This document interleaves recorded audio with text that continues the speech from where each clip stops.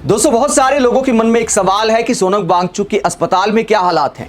क्या उन्होंने अनशन तोड़ा है, क्या खाया है, क्या डॉक्टरों ने जबरन खिलाया है, क्या चल रहा है सोनम वांगचुक के साथ अस्पताल में। तो इस पूरे मुद्दे को लेकर उनकी पत्नी गीतांजलि ने खुलासे किए हैं। सरकार को लगा था, दिल्ली पुलिस को लगा था कि जैसे ही सोनम वांगचुक को उठाया जाएगा धरना स्थल खाली हो जाएगा, लेकिन मामला उल्टा हो गया है। अब भीड़ पहले से भी ज्यादा आने लगे हैं। सोनम वांगचुक को उठाने के बाद एक सेंटीमेंट खड़ा हो गया है। आधी रात को भी, सुबह तक भी कितनी भीड़ वहां पर थी। रात 4:30 बजे का वीडियो आपको दिखाते हैं, जो इस बात को दिखाता है कि दिल्ली पुलिस के एक्शन ने एक तरह से नई जान फूंक दी है इस आंदोलन में। पब्लिक गुस्से में है और गुस्से में जंतर मंतर पर डटी हुई है। पूरी रात लोग जागते रहे। उस 4:30 बजे का ये वीडियो कांग्रेस जनता पार्टी के प्रवक्ता आशुतोष रंका ने शेयर किया है। इसमें क्या दिखाया गया है, जरा सुनिए। हेलो आप सभी को। इस समय सुबह के 4:30 बज रहे हैं। आप मेरे पीछे देख सकते हैं अभी भी जंतर मंतर पूरी तरह भरा हुआ है। पुलिस का डिप्लॉयमेंट अचानक से कम हुआ है। लगभग 40 डिटेंशन बसेस दोनों तरफ मिला के मौजूद हैं। 6-7 वाटर कैनन्स मजबूत हैं। पार्लियामेंट्री स्ट्रीट पुलिस स्टेशन को पूरी तरह से बंद कर दिया गया है। हमें आशंका है कि अगले कुछ घंटे में दिल्ली पुलिस एकदम से क्रैकडाउन करने की कोशिश करेगी, लेकिन हम लोग लड़ने के लिए तैयार हैं। हम लोग झुकेंगे नहीं, हम लोग पीछे नहीं हटेंगे। आप लोग अभी भी जो लोग जग रहे हैं, सुबह जो लोग उठते ही मैसेज देखें, पहले मूवमेंट पे आप लोग जंतर मंतर पहुंचिए। अगले 5-6 घंटे बहुत क्रिटिकल है। ज़्यादा से ज़्यादा संख्या में हमें जंतर मंतर पहुंचना है और जंतर मंतर हमारे प्रोटेस्ट साइट को सिक्योर करना है। जय हिंद, जय भारत। तो 4:30 बजे का ये वीडियो है सुबह का। आप पब्लिक पीछे देख सकते हैं। भारी तादाद में पब्लिक वहां पर दिखाई दे रही है, जो इस बात को दिखाता है कि 20 जुलाई का जो संसद का मार्च है उससे पहले एक सेंटीमेंट खड़ा हो गया है। तो आज सुबह सुबह तो दिल्ली पुलिस ने कोई एक्शन किया नहीं, जैसा कि आशंका थी। कल 20 जुलाई है, तो क्या उससे पहले कुछ किया जाएगा?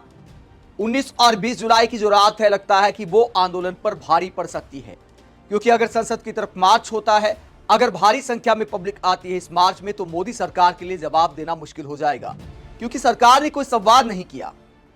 उल्टा सोनम वांगचुक को उठाकर अस्पताल में जिस तरीके से भर्ती कराया, बातचीत की कोशिश करनी चाहिए थी। पहले उनसे रिक्वेस्ट करनी चाहिए थी कि आप अस्पताल चलिए, किसी नेता को भेजते, प्रवक्ता को भेजते, किसी मंत्री को भेजते बातचीत के लिए, लेकिन दिल्ली पुलिस को भेज दिया। अब अस्पताल में क्या सोनम वांगचुक ने अनशन तोड़ दिया है, इसे लेकर उनकी पत्नी गीतांजलि ने क्या जानकारी दी है। पहले कल रात को गीतांजलि का एक इंटरव्यू आया था सौरभ दास के साथ, जिसमें उन्होंने बताया था कि अस्पताल में उन्होंने अनशन नहीं तोड़ा है। डॉक्टर उन्हें कुछ खिलाने की कोशिश कर रहे हैं, लेकिन सोनम वांगचुक अनशन तोड़ने को तैयार नहीं है। साथ ही गीतांजलि ने यह भी कहा था कि हम डिस्चार्ज देने की कोशिश कर रहे हैं, लेकिन अस्पताल प्रशासन ने बात नहीं मानी, सरकार ने बात नहीं मानी।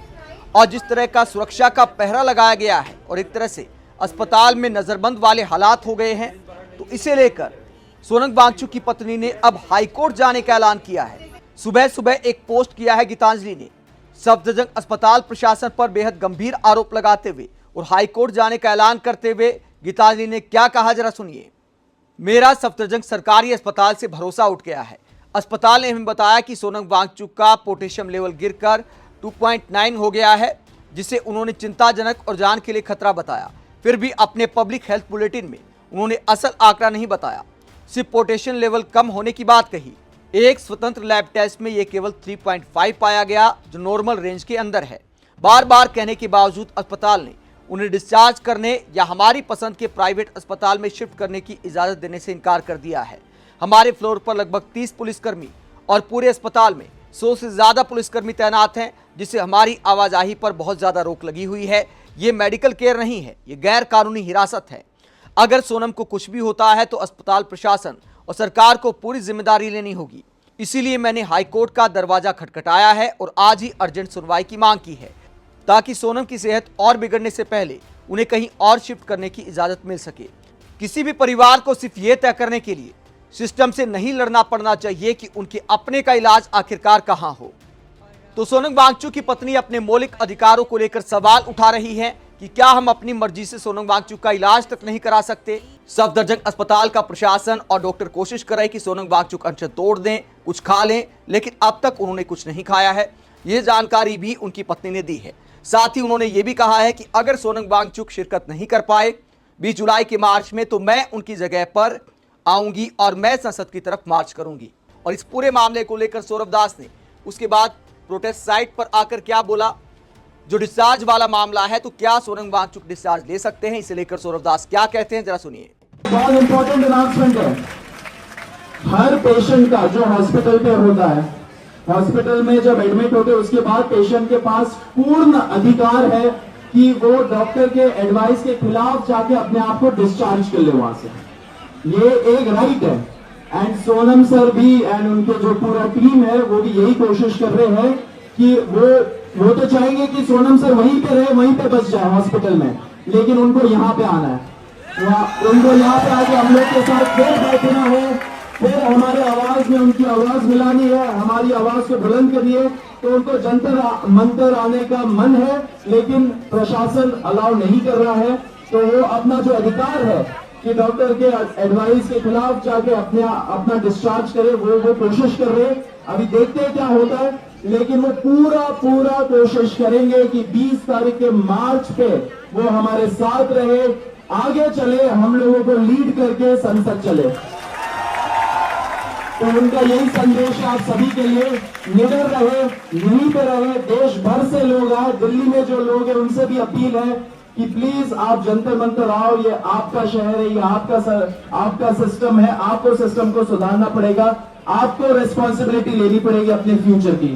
तो चलो संसद, चलो संसद, चलो संसद। देखिए बहुत तो सौरभ दास जानकारी देते हैं कि सोनम वांगचुक अपने अधिकारों का इस्तेमाल करने की कोशिश कर रहे हैं। अस्पताल से डिस्चार्ज लेना, डॉक्टरों की मर्जी के खिलाफ डिस्चार्ज लेना भी एक मरीज का अधिकार होता है, परिवार का अधिकार होता है। लेकिन क्या मोदी सरकार में वो अपने अधिकारों का भी इस्तेमाल कर पाएंगे, ये भी अपने आप में बड़ा सवाल है, क्योंकि सरकार ने तो अस्पताल में फिलहाल उन्हें बंद कर दिया है, बाहर कड़ा पहरा है, जगह जगह पर पहरा लगा दिया है। ऐसे में 20 जुलाई का संसद मार्च कैसा होगा, इसे लेकर बहुत सारी आशंकाएं हैं। हर घंटा महत्वपूर्ण है कि कब सरकारी एक्शन हो जाए, कब दिल्ली पुलिस का एक्शन हो जाए। दिल्ली पुलिस साफ कह चुकी है कि धरना स्थल को जल्दी से जल्दी खाली कर दें। ऐसे में कल से जब संसद के सत्र की शुरुआत होने वाली है तो क्या ये मार्च हो पाएगा? अगर मार्च होता है तो मार्च करने वाले कहां तक पहुंच पाएंगे? दिल्ली पुलिस कैसे रास्ता रोकेगी? ये सारे सवाल फिलहाल हवाओं में हैं। आप इस पूरे मुद्दे को लेकर क्या सोचते हैं? कमेंट बॉक्स में अपनी राय जरूर दें, साथ ही चैनल को सब्सक्राइब भी करें। नमस्कार।